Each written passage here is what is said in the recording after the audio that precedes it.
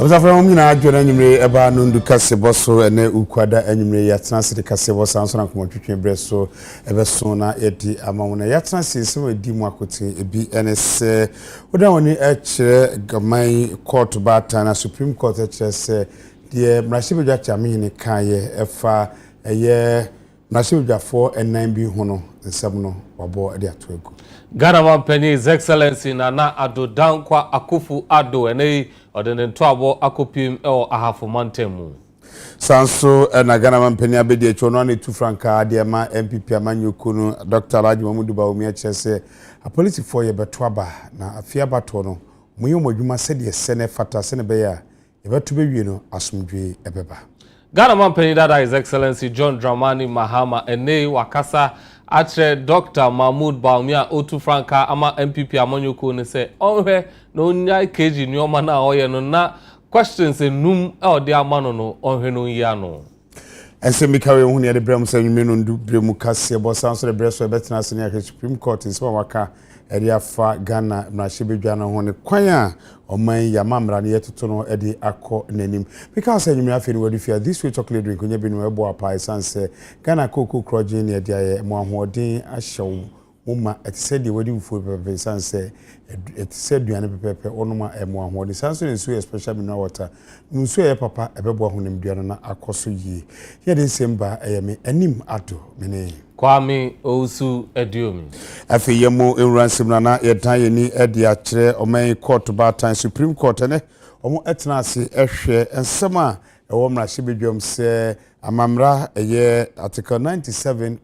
one clause G no and semiches so mrashibedwani na dan wani ekofa tumi krata foforo se o ye BBC bia okokwanten kwana se okwamanyuko foforo bia odu akonwa beto no ebesemi ebedi adanedane MPP amanyuko no dom kese ne ba no dani e de asemwi eko court na eno na mrashibedwa pani ne kire se de wasigina ne de wasigina se dom kuma me dom kese na no na court e de ehonsem ba se sansem no ntwense san kakransa na so kire se court no ehu tumi se omkasa asem na no ne court transfer omaka chense de oka no enchiremu ankasa ho enti asem no ontwensan answer. The Supreme Court is satisfied that the Speaker was well served with notice of the action that had been started on 15th October 2024 and seeking the correct interpretation of Article 97(1)(g) of the Constitution. He was well served before he delivered his ruling on 17th October 2024 that would lead to the exceptional circumstances enumerated herein. And the Supreme Court carries the constitutional obligation to give the correct interpretation of Article 97(1)(g) for its enforcement, if need be, by the High Court or any person that the interpretation comes to. Hence, the scope of the orders made to stay enforcement of the Speaker's interpretation of Article 97(1)(g). Because of the irreparable harm to the constituencies made up of hundreds of thousands of Ghanaians who would have lost their MPs without the option of a by-election,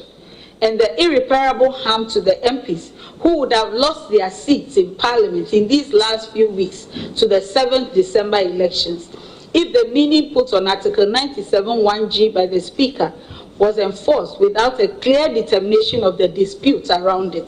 this court found it expedient to compel the parties to allow an early hearing rather than make an order that would last only 10 days. This is the reason for the Supreme Court's orders abridging the 14 days allowed for defending a constitutional action through a statement of case and directing the parties to file their respective statements of cases within 7 days and present the issues for resolution immediately thereafter. If the parties had complied with the court orders, this would have taken all of the 10 days the applicant urges an ex parte order ought to last. Compliance would also have enabled this court to dispose of this case by this week, including the question of whether the suit is competent in form or the jurisdiction of this court has been properly invoked. It is important, and the question of whether the jurisdiction has been properly invoked is different from whether the jurisdiction exists. It's a different legal question. It is important to place on record that both the plaintiff and the Attorney General have complied with these orders, and this court is able to complete hearing of this suit if the Speaker chooses to file no processes. For the above reasons, the application is refused.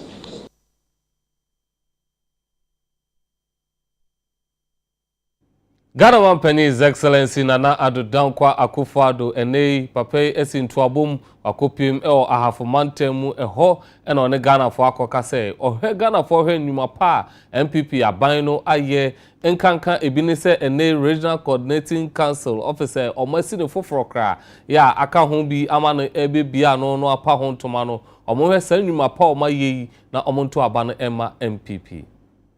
Baku edie Nyankopon amane kwa amane wie mane e no friend no ba ne chen eye Yura Professor Mills iti four na aka no nipa ba ko pe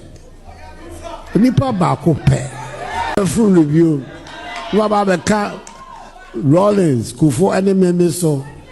Muhammad ya no one-term president no there near no any ba be pe amai ba omia and this is some person kire it's a class of one or woman no Entino, Untumini Baumia, Entra, a Ponso and Casa. Well, na Esonwara. You don't say. Yet, so say, class of one and so there, and ya de papa. Our only classmate. Residential candidate, our only classmates. Uncle Na. It is said, Ora Mahama. Ramaham also was class here. Yes, our class of one. Class of one. I don't know what's our classroom. And your class, I'm a person Baumia about the Casa class. The B. Baumia, Yakupom,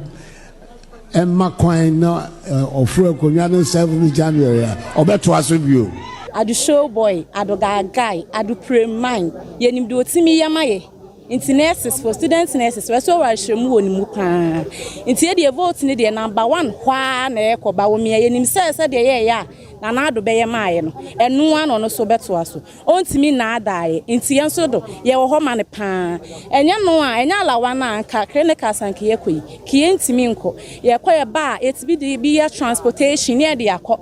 yes school fees me say me ma me papa ni ho but alawa ne ba me nya bi di bi soso me ye adwuma kakra na me bibia so alawa na so na me de atu ya me fees me ko free SHS ma nya bibia free me san ko nursing training ma ja alawa enti me ka chena na do say ba umi a all ba na yesre no alawa na nyaye pa nyaye but post ni so nyaye ankasa 2018 me nya opportunity ediko SHS me ko ye na me we no so me sanya akonya de ba go so NMTC afin so me wo school as student nurses no the allowance ni na ya de man aboama abrabo a ye wo campus no akoboko amaye nti se sabre na na do aba ha e aseda ne ye na because of free SHS metimi akọ school CCI no me go so NMTC me be school ne so skasem mu no na ne mu oden anche obi kase wo boa wa ye nja ye ha onyina nye de ento no so wasabe so me mu kakra because of the alawa or the buy we mu nyina mu no me hu ni se papa na boa bebre enya me nkwa no mako free SHS me ado de se eyentimi nda na se wie because ebi mu ko free way is education sa alawa so sa aban bi ba obetwam ono ana asan eden se ede aba na wo san so hwe ahafo a institutions a ewo ha nyina no ukọ ba bi ebi mu ha no munya with ba bi na ampa waye wasisi with hostess ba bi ala zo musua de waye ye ni nyina amomo even kwa na ebi mu so ne school bus ne ade sana na do ba yi true ono no school buses sakokọ is various schools ni nyina Yet one seven so Eddie Ako Diotu Franka my MPP Amanyoku ono aso no Ghana Wampani abedi His Excellency Dr. Alhaji Mahmoud Bawumia ori sem atu police dom no anim aka kire msafi yekoto aba na hu be hia so mbebo ban na mbe omodwuma se de se efata se ne be ya beto aba ne be wie no na Ghana man etiase ewo asomdwe mu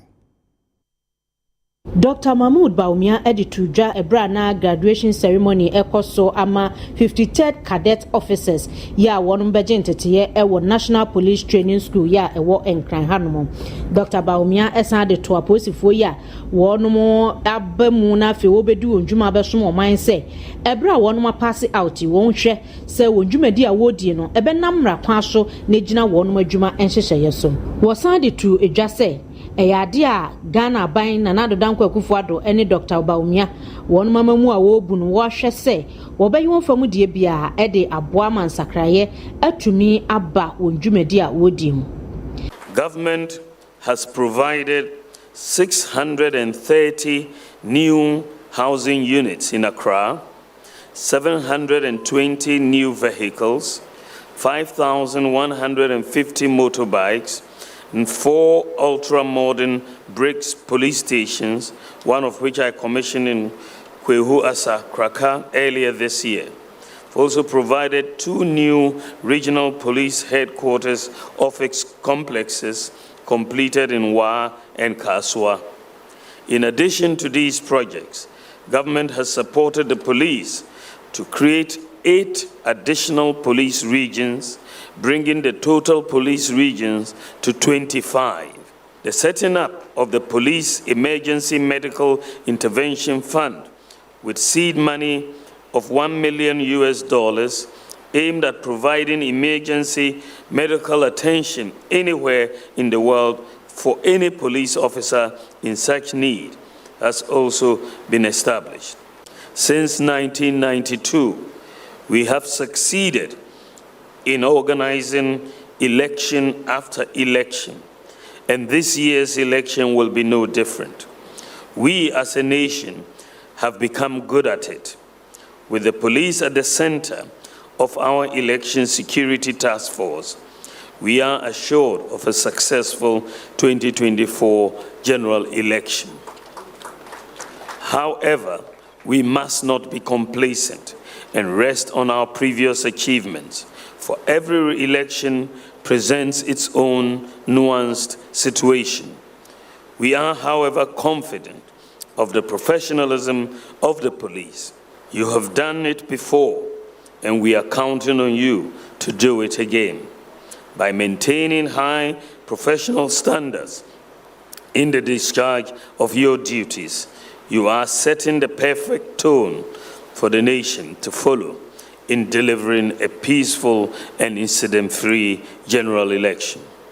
I call on all Ghanaians, as well as all political actors, to support the police in the discharge of their duties as they seek to maintain law and order before, during, and after the election. Na ni nyina enkemfuano police officers a wonuma pass out eye 430 ya wonum nyina eba bedi dwuma na waba besom oman Ghana ebinom eye assistant and superintendent of police wonum na ye ma wonum pon won ho asese odi ondwumadi abawie ye esa adesuafo na afei wo ba abesom oman no sede se na efata.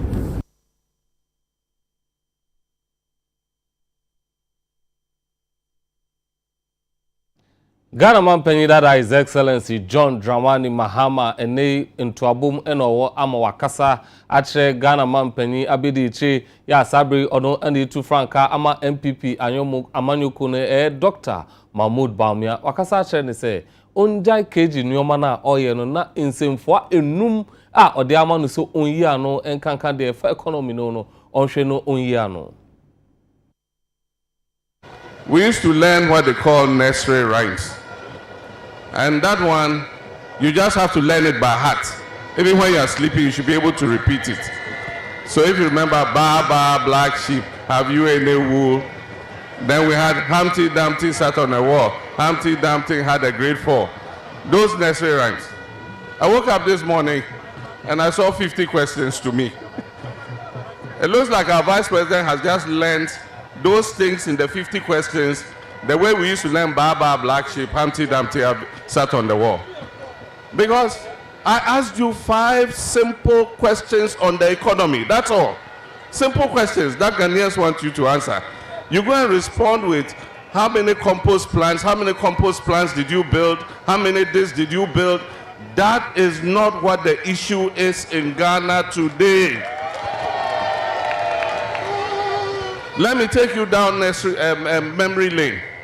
In 1992, there was an election in America. It was between Bill Clinton and George Bush Sr. At that time, the American economy was in recession, the way the Ghanaian economy is in crisis today. And people were talking about immigration, talking about all kinds of useless things. You know what the Clinton people said? It is about the economy. Today, I'm repeating those words. This election is about the economy, stupid. It's not about all those other useless things about who built how many compost plants. Answer the 5 simple questions. And you can't hide behind the debate. You don't need the debate to answer the 5 questions. When you ask Emisata 170 questions, you did not agree to go and debate for him to answer them. Ghanaians are asking you 5 simple questions. Just answer them. Akufo-Addo too, I've given him 2 questions. He should come and answer them. That's all Ghanaians are looking for. You have destroyed the economy. That is the truth. Even if you look at the 50 questions he asked me, he has skillfully avoided the economy. There's nothing about the economy in those 50 questions. And that's why I gave you the 5th question. Why are you running away from economy?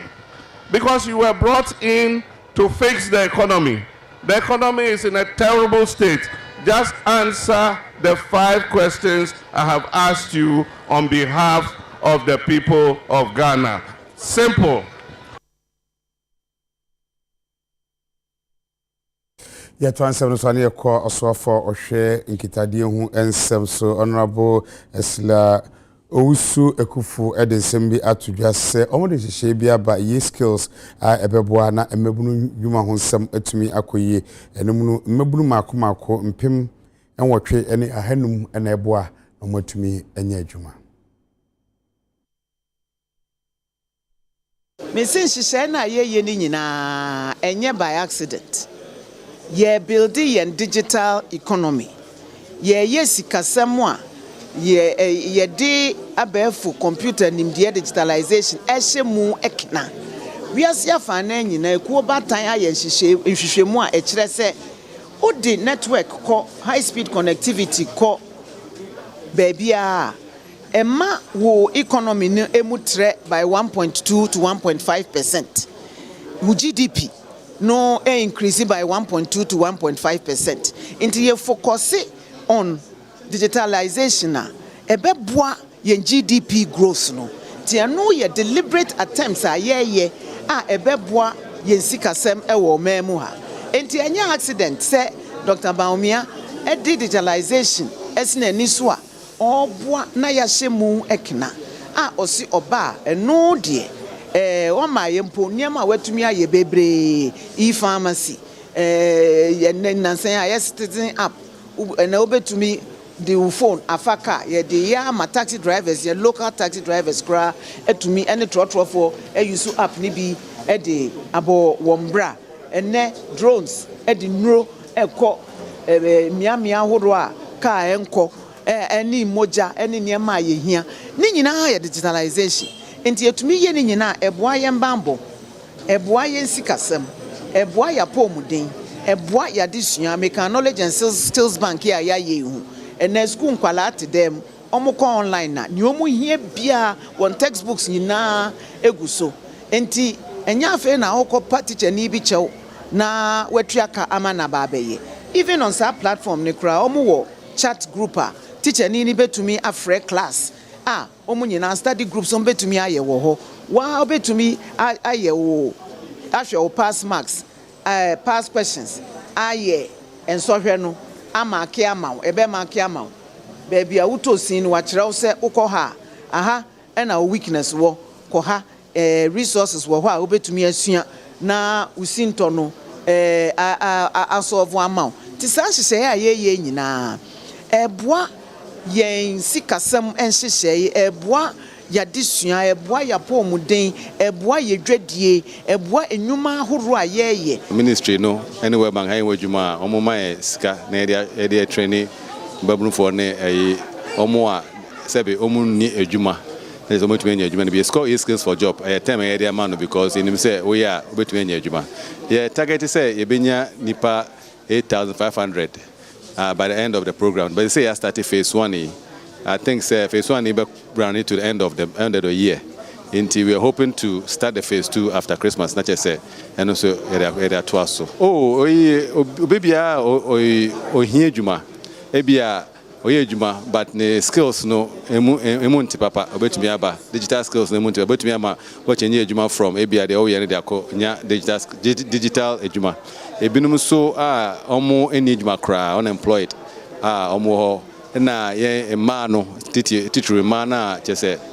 omo ye percent enya ma no more ene omo so omo sebe PWDs persons with disabilities no omo so ye pe omo enyina aba and open and inclusive for everyone in the country. Ghana Civil Service ene omate taskforce a omobehwe na omatimi aboa na ene enyoma hodo a omo eye enkanka de betimi de emma aye na afi Ghana ya mamre ene ya mane ene nyoma bebre a enkanka betimi de emma aboa aye no omate ho taskforce a sankofu ebehwe amasa adwumadi no akonkan. Affirmative action bill. Yes, start to count once a match. Ejaba, beto. Near Shane say, running a woman, ebetimi, and abobra. Na, when you see a quine, a war, a ma jimedi, and even member cry jimedi, because affirmative action and young man, Ubia Sabi, Bibin Koyi, Mano, Mrano, or Homano. And she say, "Be the man be Juma dia." Me she so man be timi afa ne ntama be civil service no say homo man ni na ye Juma na say ye boa aban bia oba ho no ma ne Juma bia na opese o de ba no yetimi tu ho na mon ma amanfo be nya ho fa so ene ne yeye na se be yesi yo nso so ye ni nipa man ne meme na bo maye man na homo service ne mo no ne kire ne se o say yetimi nya task force bia umbetimi from time to time no mbehwe but for say fi barrel to barrel ye behwe sakraya yo say ye deba anamuntu a eze yetu ma omoso akandi no akwanim ase dem krofo bi hye krofo bi ase no motumi kirekire wo mo embe se mre bia ye bete se emma anase emakuo bia sori a omo ka se gender equality and gender empowerment bia no emema no etia no mo ye maeden ahye omo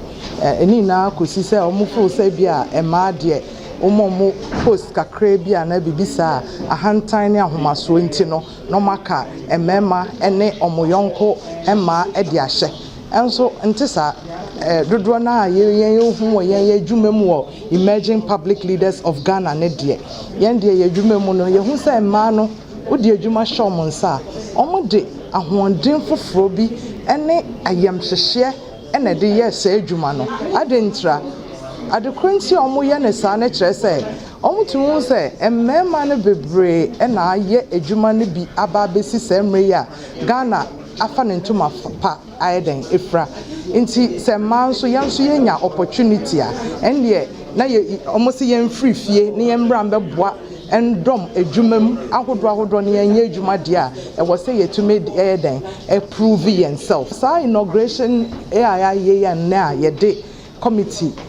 atwa konyemu a ye mo makwanya say omo hyehye eniama ne policies within the public service of Ghana and our civil service impo sa committee a ya hyehye ye bompa ye ahwe say enimu say committee no betumi eginemu ahyehye emma ne even emma omo pe senior maye omo ade esifa no ombe hyehyom ekuo